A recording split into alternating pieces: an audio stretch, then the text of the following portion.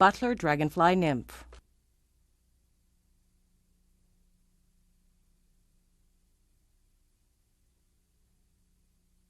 Step 1. Now for this, we're going to use a number 6 4 extra long hook. A 3X or a 4X will generally do the trick. And some 6/0 or some monocord thread. I prefer to use monocord for it, though it's a little bit stronger. Step 2. And for the tail, we're going to tie in a bit of olive deer hair. Not too large of a clump. Olive or natural tan color's fine. Either or. Not really that important. They can get rid of all that under fur. We're going to stack the tail here. Make it a little bit neater.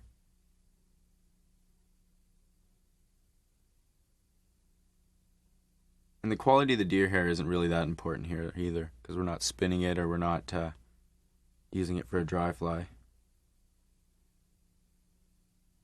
And we'll measure that up to about the distance of the hook gap.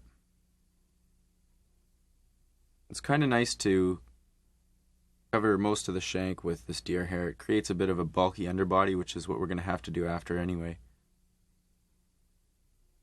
The deer hair is supposed to add a bit of buoyancy, although I find if you don't tie it down tight enough, then the body's going to slide all over the place anyway, so you might as well just compress it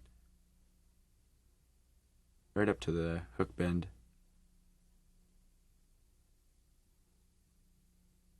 Step 3. Now we're going to tie in our ribbing, which is a piece of olive V-rib. You can use oval or silver tinsel, oval silver or gold oval. But I find this V-rib gives it a little bit of a more lifelike effect. Step 4. Now we'll tie in the underbody. We're using black chenille here, and olive chenille or brown to match the color of the dubbing would be a bit more appropriate. This is all we had here, so I'm going to use black. What I want to do is create a bit of a cigar-shaped body. You can see my wraps get tighter towards the middle in order to create that shape.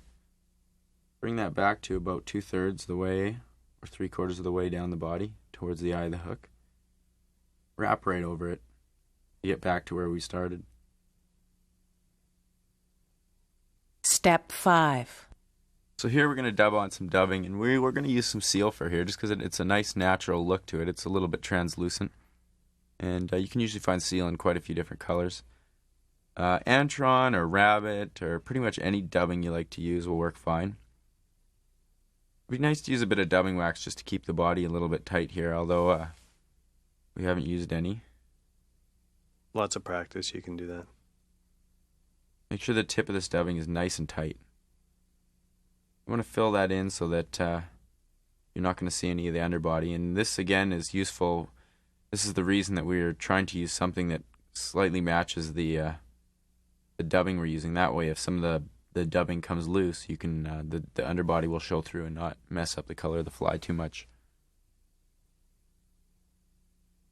A little bit more dubbing, keeping the dubbing noodle tip nice and tight. So you're always adding little bits. A little bit at a time, especially with a material like this, which is quite springy. It's hard to try and get a whole bunch on the thread at once. You can see the shape we're trying to create there too. It's that cigar shape, which is very much like the real live thing.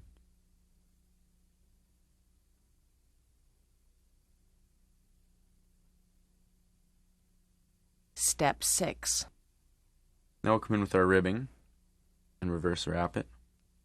And again, a V-rib or a round rib is just fine. It's mostly to reinforce and add a bit of translucency with this particular material to the fly's body. It's actually quite lifelike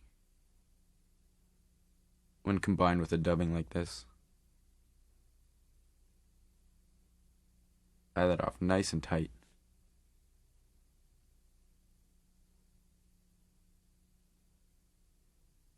Step 7. For the wing case, we're going to use some mottled turkey quill, and it's not really that important what we use, something mottled or speckled, about the distance of the hook gap, and we're going to take and cut the tips off, and tie that in right on top of the base that we've created from our last step, something a little bit bulky, maybe tie right up onto the body a bit in order to create a nice flat surface. Step 8. Now what we're going to do is this is going to be the legs and the fly, and we want to use something with a fairly long fiber. Some sort of pheasant tail works fine. And cut off 2 sections with about a dozen to 15 fibers.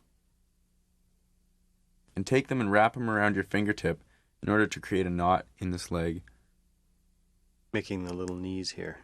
Going to be the knee of the leg, exactly. Try and slide that knot down towards the butt end of the feathers, or fibers, I should say. Now you want each leg to be approximately the length of the body. Now is that the leg portion past the knot? Past the knot, exactly. You can Okay. see there. And again, it's not really that important how long they are. Step 9. What we're going to do is add a tiny bit of dubbing before we tie our legs in. Now what you could do at this point is take and wrap a hen saddle feather for legs, just like you'd use on any other fly. Or tie in these. Figure eight each leg in individually. So it sticks out about 1/8 of an inch from the fly. Just wiggle them around to get them into position.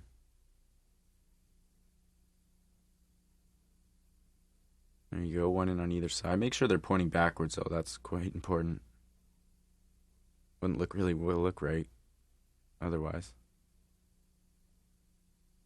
Like something already bit it. Exactly, you'd have a disabled dragonfly nymph.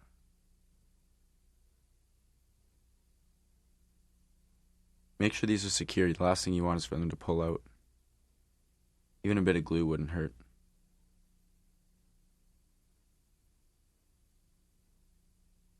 Step 10. Now we'll take and put a little bit more dubbing. Figure eight it or wrap it on both. Make sure there's a bit on both sides of the legs before we pull over our wing case. Does this add a little bit of bulk for the thorax area as well? Exactly. The fly's going to taper down a bit here and bulk up again at the head, but this is a good idea to keep some bit of bulk underneath the wing case. Pull that right over top so it's nice and flat.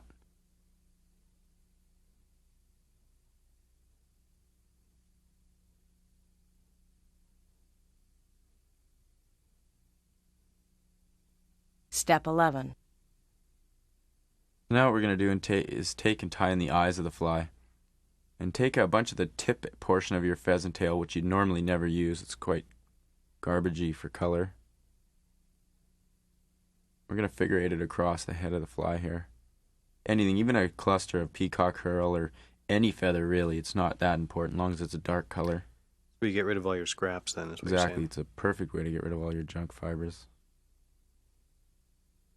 Figure eight that in and trim it off right about to where the knuckle or knee is on your legs. You can see there it's about equal.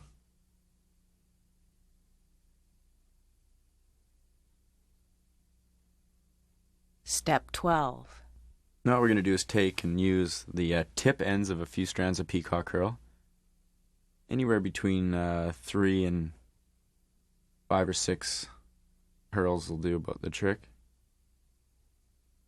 Just tie that in somewhere on the side or anywhere you want on the head and wrap it with your thread, though that's important. We're trying to reinforce the herl because it's quite brittle on its own. And figure it in and around the eyes there. Fill in a bit of that space.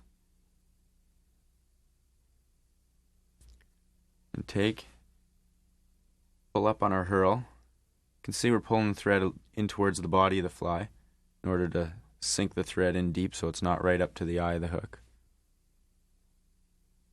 Clears the head for us. Trim those off nice and close. Step 13. We're going to whip finish and we're done. Careful you don't get those eye fibers in the hook eye.